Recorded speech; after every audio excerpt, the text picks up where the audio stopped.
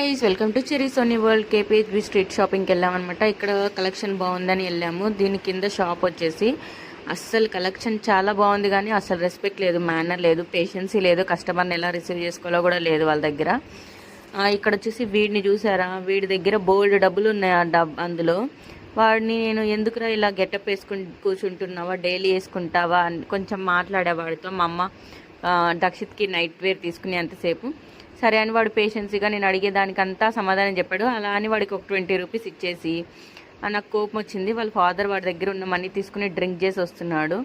మలబార్కి ఆపోజిట్లో కలంకారీ డ్రెస్సెస్ అయితే ఉన్నాయి, చాలా బాగున్నాయి. ప్యూర్ కాటన్, 100% కాటన్, కానీ కలెక్షన్ అయితే చాలా బాగుంది. Best outfits. సమ్మర్ మనం ఎలా స్టైల్ చేయాలనుకుంటే అలా స్టైల్ చేయొచ్చు. అక్కడ కూర్చున్నవాడు మళ్ళీ ఇక్కడికి వచ్చాడు.